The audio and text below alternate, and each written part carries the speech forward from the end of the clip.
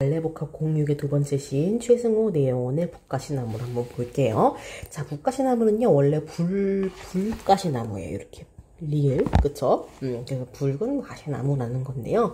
좀 단단한 나무인 거고요. 어쨌든 이 시는요, 지금 이제 이 시가 쓰인 상황을 좀 생각을 해보자면요. 어쨌든 현실에서는 굉장히 이념이 강요되고 있는 현실인 거예요. 그래서 이런 이념이 강조되는 현실에서 나는 내 영혼의 순수성을 지켜내고자 하는 의지를 이야기하고 있다라고 보시면 되겠죠. 그래서 이 북가시나무는요, 내 영혼이 비유가 된 대상이다라고 보시면 돼요. 그래서 내 영혼을 이 나무에다가 빗대어 표현했다라고 생각하시면 될 것 같습니다. 그래서 여기에는 지금 상징적 소재가 진짜 많이 쓰이고 있어요. 그래서 자신의 영혼의 이런 이념의 폭력들이 가해지고 있는 현실 같은 것들은 상징적 소재라든가 이미지 같은 것들을 활용을 해가지고 최대한 형성하고 있다는 걸 보시면 될 것 같습니다. 그래서 마찬가지로 또 최승호 시인의 북어라는 시도 알죠, 여러분? 그걸 통해서 알 수 있듯이 굉장히 저항적인 태도를 보이는 시인이기도 해요. 그래서 마찬가지로 여기에서도 그런 이념을 강요하는 현실의 회포에 대해서 저항하는 모습도 보이고 있다, 저항하는 태도도 보이고 있다라는 걸 알 수 있을 것 같습니다. 자, 그래서 한번 읽어볼게요. 들어가 보겠습니다. 자, 하늘에서 새 한 마리 깃들이지 않는 내 영혼의 북가시나무. 이게 바로 이 북가시나무라는 게 제목이 그대로 나와 있죠. 그래서 이건 자아의, 아이고, 자꾸 왜 이렇게 쓰죠? 자아의 영혼을 표방하는 대상이다 라고 보시면 될 것 같죠. 자아의 영혼을 표상. 그래서 어쨌든 하늘에서 새 한 마리가 깃들지 않는데 그렇다는 건 내 영혼은 혼자 있다라는 거죠. 고독하다라는 걸 알 수 있을 것 같습니다. 그리고 새는요, 우리가 보통 자유로움의 상징으로 이야기를 많이 해요. 왜냐면요, 새들도 세상을 뜨는구나 라는 시에서도 알 수 있다시피 새들은 굉장히 하늘을 향해서 자유롭게 날아가죠. 그렇기 때문에 자유로움의 상징입니다. 특히 억압받는 시대에서는요. 자, 내 영혼의 북가시나무를 무슨 주의, 이거 무슨 주의, 뭐 민주주의, 공산주의, 사회주의 이런 느낌인 거죠. 그래서 이 엿장수들이 무슨 주의 엿장수들, 다시 말해서 이거는요, 이념을 강요하는 사람이죠. 이 엿장수들이 뭐 한대요? 엿가위 같은 걸로 가위질을 한대요. 그러니까 가위질을 한다는 건 일종의 재단을 한다라는 거죠. 그래서 이념으로 타인을 재단하는 거야. 타인을 그렇게 본다는 거야. 그래서 이념을 강요하는 사람들을 가위를 들면서 잘라내는 그런 엿장수들에 비유하고 있다라는 걸 알 수 있겠죠. 이제 내 영혼의 북가시나무에는 가지도 없고 잎도 없고요. 있는 것은 흠집투성이의 몸통이라는 거죠. 즉 화자의 우리 북가시나무는 영혼이었잖아요. 그치? 그 영혼에 지금 상처가 들어갔다라는 걸 알 수 있죠. 그래서 내 영혼의 상처가 가득하다라는 걸 알려주는 겁니다. 그래서 내 이런 내면이 이념이 강요되는 현실 때문에 상처를 입고 있다라는 걸 알 수 있죠. 그 엿장수들 때문에. 자, 홍은 나의 나라고요. 거기서는 더해 입을 것도 의무도 없대요. 그러니까 다시 말해서 뭐야? 무언가 강요되지 않는 자유로운 현실을 얘기하는 겁니다. 자유로운 세계죠. 그럼 이거는 화자가 당연히 지향하겠죠. 그쵸? 지향하고 소망하는 이상향이라고 봐야 될 것 같습니다. 그쵸? 그래서 이 허공이라는 건요, 결국에는, 이런 자유로운 세계를 의미하는 거다라고 알 수 있겠네요. 그쵸? 자, 죽었다 생각하고 사라진 신목의 향기를 맡으며 밤을 보낸데 이 신목은요, 신성한 나무, 요런 느낌인 거죠. 그쵸? 그래서 이거는요, 지금 신성한 존재예요. 그런데 이 신성한 존재의 향기를 맡으며 밤을 보낸다라는 건 내가 이로부터 위로를 얻는다라는 걸 알 수 있죠. 그러면은 이 허공이라는 것은 내가 위로를 얻는 공간이죠. 그쵸? 위로를 얻는 공간이에요. 신목으로부터. 그리고 또 한편으로는 자유의 공간, 즉 내가 원하는 어떤 소명의 공간이라고 봐야 될 것 같습니다. 자, 그런데 깨어나면, 즉 이 허공에서 다시 깨어나면은 다시 국도변에 서 있대요. 그럼 이거는 좋은 곳이에요, 나쁜 곳이에요? 나쁜 곳이죠. 내가 여기에 서 있고 싶지 않았다라는 거잖아. 그래서 이 허공이라는 곳은 긍정, 동그라미의 곳이라고 봐야겠죠. 국도변에 서 있는 내 영혼의 북가시나무래요. 그렇죠? 그래서 화자가 처한 부정적인 현실인 거죠.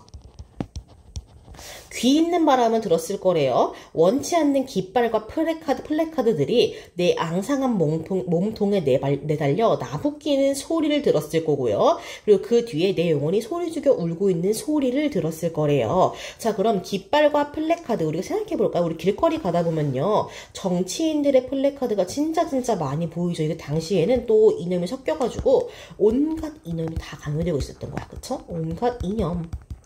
구호 같은 것들이 막 들렸다는 거예요. 그래서 이게 나무인 내 앙상한 몸통에 매달려서 나부꼈대. 다시 말하면 뭐예요? 이것들이 횡포로서 가해지고 있는 겁니다. 그죠? 그래서 이념에 횡포가 가해지고 있는 거라고 보시면 되겠죠. 그래서 그로 인해서 내 영혼이 소리 죽여 울고 있는 소리래요. 그러니까 이것 때문에 내 영혼은 어때? 상처 입었다라는 걸 알 수 있겠죠. 그래서 상처 입어서 힘겨워하고 있다라는 걸 알 수 있겠네요. 그래서 이 부분이 전부 다 어때요? 청각적 이미지가 사용돼서 화자의 그런 영혼이 상처 입은 상황을 강조해주고 있다라는 걸 알 수 있겠죠. 자, 그 다음 봄 기운에 대장간의 낫이 시퍼런 생기를 띈대요. 자, 봄 기운 계절적 배경이죠. 계절감이 드러납니다. 자, 봄 기운에 대장간의 낫이 시퍼런 생기를 띈대요. 자, 그리고 톱니들이 갈수록 뾰족하게 빛이 난대요.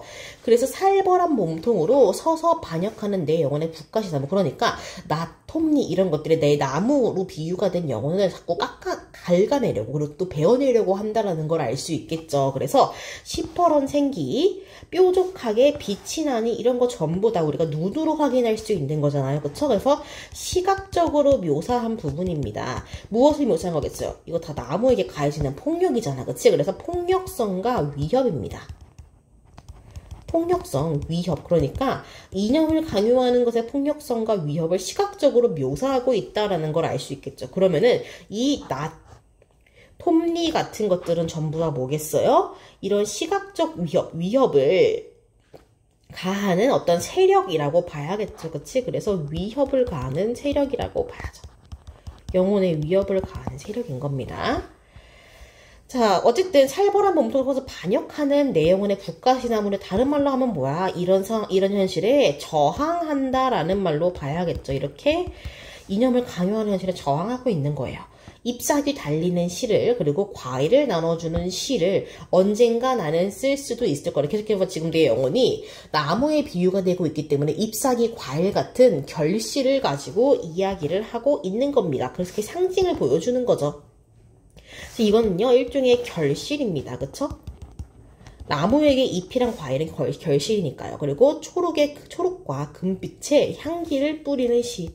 초록과 금빛의 향기래요. 우리 초록이랑 금빛은 누가 봐도 뭐예요? 시각적 이미지죠. 색채 이미지니까. 근데 이걸 뭐라고 표현하고 있어? 향기라고 후각적으로 표현하고 있잖아. 그래서 시각을 후각적으로 표현한다라고 해서 그쵸? 이거 반대로 얘기했네요. 그쵸? 내가 어쨌든 향기를 뿌리는 시라고 얘기하고 싶었던 거잖아. 이 시는 향기롭다라는 걸. 그러면은 반대로 들어가야겠죠? 그래서 이렇게 들어가야 됩니다. 그래서 후각을 빛이라는 시각으로 표현을 한 겁니다. 이해되시죠? 그래서 후각적 이미지를 시각화하고 있다라는 걸 알 수 있겠네요. 그쵸? 그래서 후각의 시각화라는 공감각적 이미지로 표현하고 있다라고 봐야 합니다. 그쵸? 그래서 이것도 마찬가지로 결실이겠죠. 그래서 하늘에서 새알만이 깃들여서 쥐적이질 않아도 화자의 고독한 처지죠.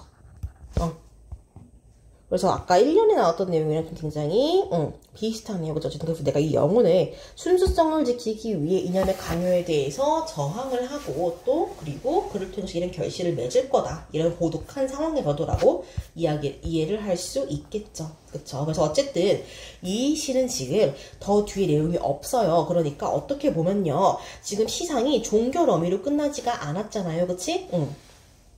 그쵸? 그래서 이 밑에서는 도치가 사용된 거라고 봐도 괜찮겠죠. 여기 전부 도치입니다. 그쵸? 언젠간 나를 찔 수 있으리라. 도치죠. 여기도 도치. 그쵸? 그래서 초록과 금빛의 향기를 뿌리는 시를 또 여기 위로 옮기면 되고요. 이런 상황에서도 언젠간 나는 쓸 수도 있으리라고 끝나야 되는 거니까 도치법이 사용된 거라는 거 알 수 있겠죠. 그래서 이렇게 한번 이해를 해보시면 될 것 같습니다. 이해되시죠? 그래서 여기 보시면요, 제가 조금 더 얘기를 좀 드리자면은, 낫이랑 톱니라는 되게 날카로운 것들이, 아까 톱니 같은 것들이 지금 화자에게 폭력을 가하는 그런 주체로 나오고 있잖아요. 근데 이게 김광균의 대장간의 유혹이라는 시에는 오히려 반대로 나타나고 있어요. 화자가 지향하는 바로 나오고 있습니다. 그래서 김광균 대장간의 유혹에서는 얘네가 다들 동그라미로 나오고 있다라는 거 기억해 두시면 될 것 같네요. 이렇게 하고 한번 마무리해 볼게요.